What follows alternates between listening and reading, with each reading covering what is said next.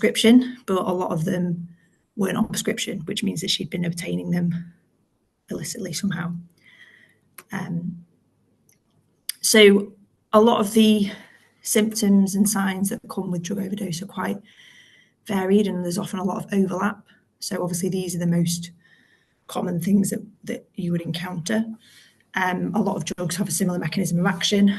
They're all likely to cause some sort of GI upset or change in mental status. And obviously in large quantities, they're all risky and causing hemodynamic compromise. So I guess initially I was going to ask, but obviously I can't be in presentation mode. So the main things that you would be thinking about when approaching this kind of scenario will be what tests do you want to do, what resources do you want to consult, and who do you want to involve if you're going to call a friend. So I was going to ask if anyone wants to think of what kind of initial test would you want if you were approaching this patient, say you were the registrar and you were in A&E, what things do you want to ask for? What do you want A&E to hand you? Vitals? Yeah, so we know what her vitals are. So I'll go on to that on the next slide. So yeah, I'll go on to that next slide. So yeah, you want to know what her blood pressure is, what kind of tests. So say in most of these scenarios, there'll be low GCS, they'll have hypoxia, they'll be hypertensive and tachycardic. What kind of things do you want to help you figure out what's going on? Blood gas?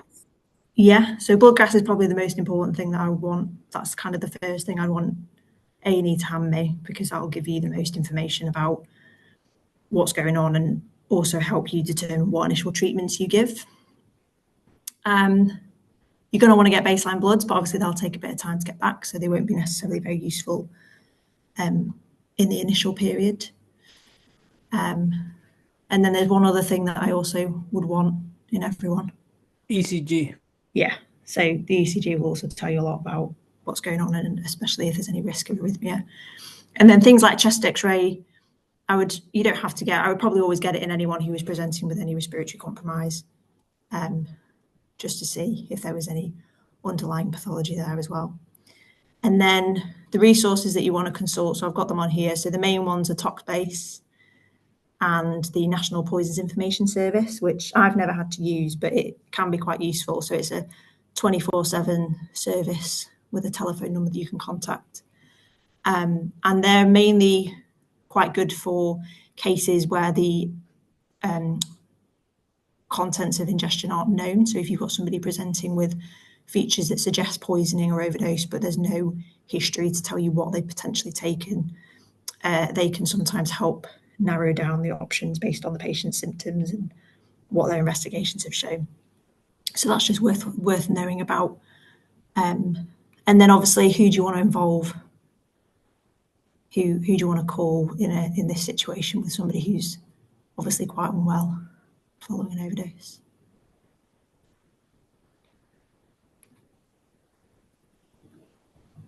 A anaesthetist is probably what I would be wanting to call. So somebody from intensive care to come and have a look at the patient and help stabilise them. And then ultimately, you want to manage each problem as it comes. So an ABCD approach is always quite good and quite handy.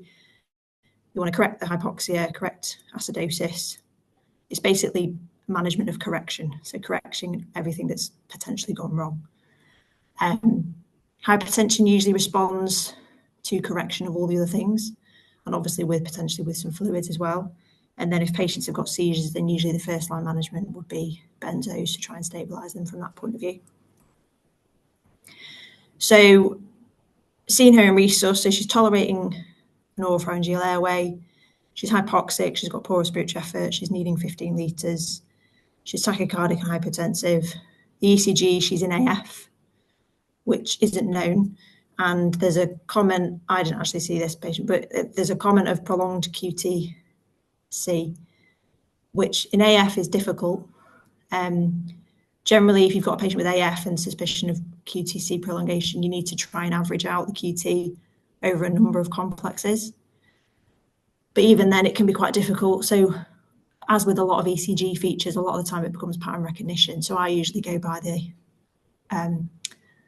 method of if it looks really long, it probably is really long. And if it doesn't look particularly long, then it's probably not significant. But that's always something that can be quite difficult. Obviously, she's got low GCS and she's intermittently responding to naloxone, so we know that she's taken codeine, and so that would fit with that. She's got severe acidosis, which is mixed on a background of her having COPD, and she's initially given some treatments to try and treat the acidosis and the QT, so sodium bicarb and magnesium, which I'll talk a little bit more about in a bit.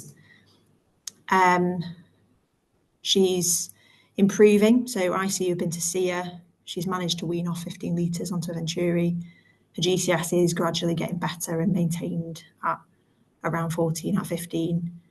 And so it's decided that she probably doesn't really need an ICU bed. She can probably be managed on a medical bed.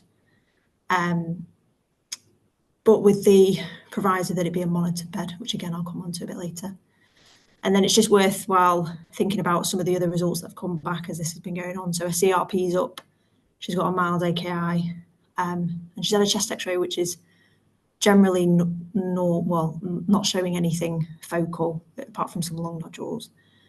But I would be wary about being falsely reassured by somebody presenting with a normal chest x-ray, having had a significant overdose with reduced GCS, because they're obviously at quite high risk of aspiration. So that's something that I'd just be mindful of.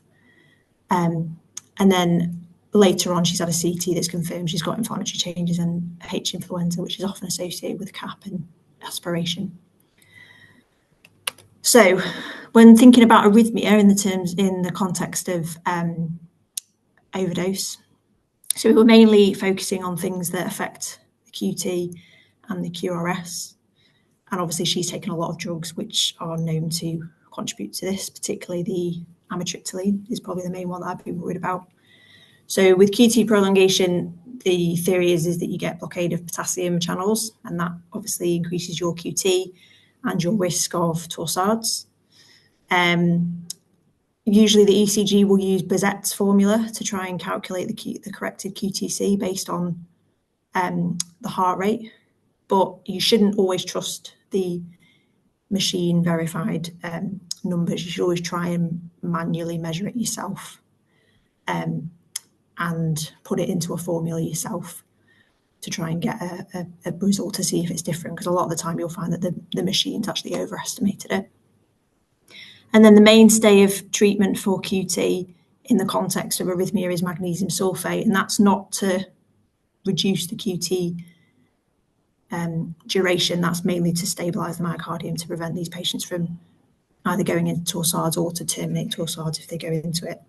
The mainstay of treatment is obviously correcting the things that are causing it, so treating the electrolyte abnormalities if there are any, and just giving them a bit of time for those drugs to wear off. And then QRS prolongation, particularly with tricyclic antidepressants. So that's due to blockage of sodium channels and obviously causes a risk of VT. So in these patients, that's where you think about giving sodium bicarb. But ultimately, as I've said at the bottom, the mainstay of treatment of an arrhythmia in the context of overdose is correcting your electrolytes, treating your hypoxia, and correcting your acidosis.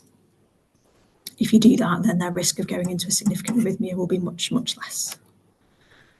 So obviously you can treat the arrhythmia, you can treat the acidosis, you can treat the hypoxia, but sometimes you want to think about if there's a possibility of giving medications that can get rid of some of these products that they've ingested.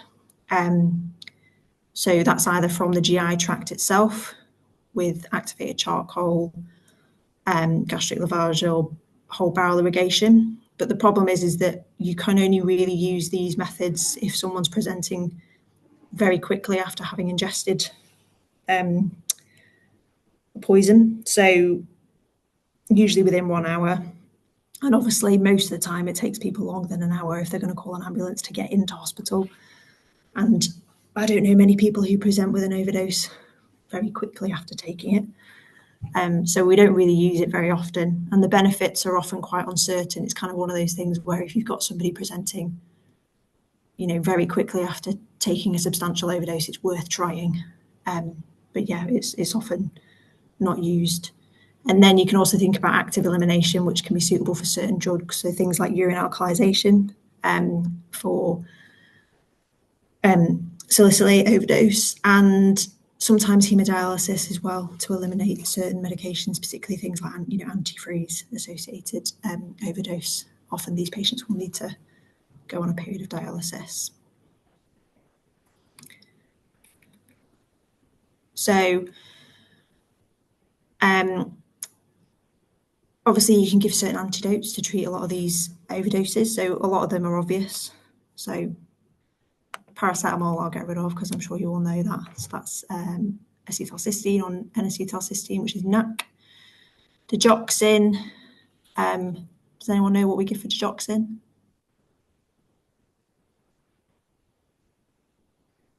Digibound. Yeah. So digoxin specific antibody fragments. I've used them maybe twice and I don't really think they work. I think the mainstay of treating digoxin is correcting your electrolytes, so particularly potassium, and treating an AKI, because it's usually these things that precipitate digitoxicity.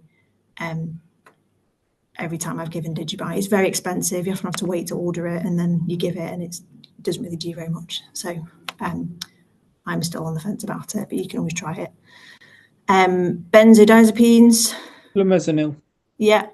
So the risk of flumazenil is that it can cause seizures and arrhythmias. So we don't actually use it very often because it is quite a significant risk. And a lot of the time, the effects will wear off. So it's only really used in cases where someone's got quite significant respiratory compromise from benzos. But you can usually get away without needing to use it. Insulin beta blockers and calcium channel blockers. Glucagon. Yeah, glucagon. Opiates you'll all know is naloxone.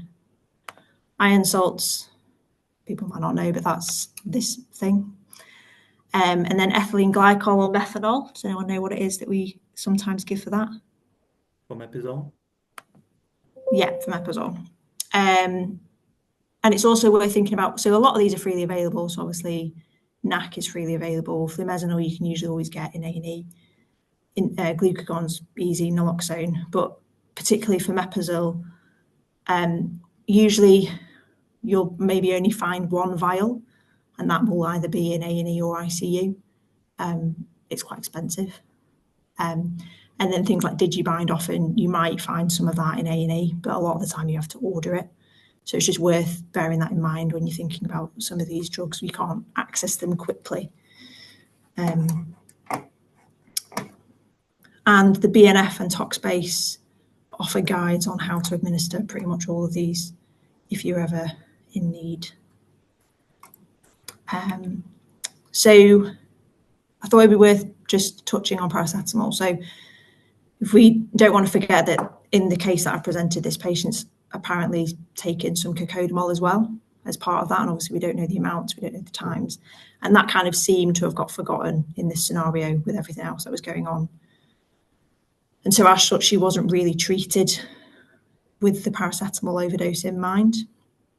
So it's just worth bearing that in mind, that in cases where you don't know how much has been taken or when it's been taken, you kind of have to treat these patients as a staggered overdose until you get a bit more information. So there are ways that you can sort of work around it. So obviously if an ambulance has been called at 4 p.m. and you don't see the patient until 8 p.m, well, you can be pretty confident that there's a 4-hour window there where they probably haven't taken any more paracetamol. So you could probably use that as your base mark for when you're checking bloods. But usually these patients would be started on NAC until you can get a bit more information about their liver function. And then obviously you can use guides to help you determine when it's safe to stop treatment. So if their ALT is normal, their INR is normal, there's no other suggestion of liver damage, with a normal paracetamol level that's been taken a reasonable couple of hours after a time they physically could have taken an overdose, then you can be pretty confident that that's probably not causing too much of an issue. So then obviously once you've stabilised the patient, once you've treated everything, treated the hypoxia, treated the electrolyte abnormalities and reduced their risk of arrhythmia, when their GCS is normal and they're back to a state where they can communicate with you and tell you what they remember, that's when you need to think about what they've done, why they've taken the overdose. So was it accidental? Was it deliberate? Was it just a mistake with their dosset box and their timings? What's their risk of doing it again? And if they're people who have deliberately self-harmed, do they have history of that? And you need to sort of risk assess basically what their chances are of doing it again. And that's where you need to think about getting mental health involvement to do a sort of mental health risk assessment. So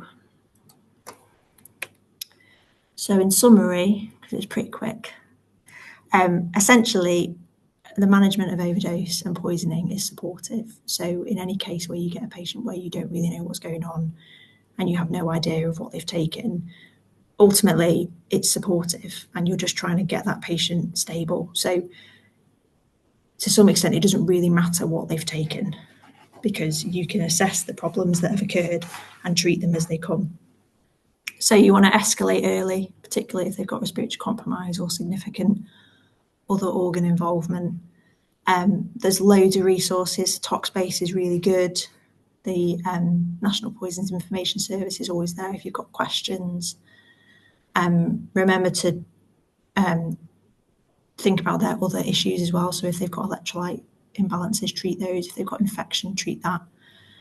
And if they've got other comorbidities that have perhaps decompensated, then you need to manage those as well.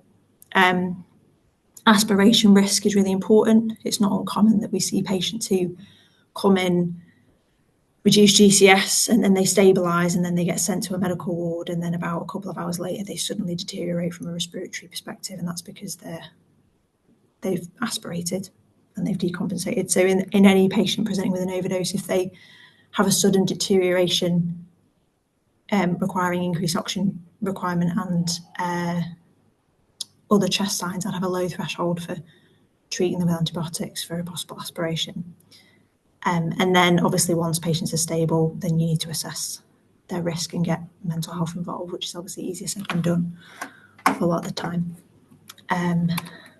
So has anyone got any questions? I've put the useful resources which I would generally use, so ToxBase and obviously MPIS, and then BMJ best practice is usually quite good, especially when you're on a night shift or if you're just tired, because sometimes your brain isn't working and you need something to give you a prompt to help you figure out if you've missed anything. So I sometimes use that even now. And then obviously NICE gives a lot of information about specific overdoses and treatments available.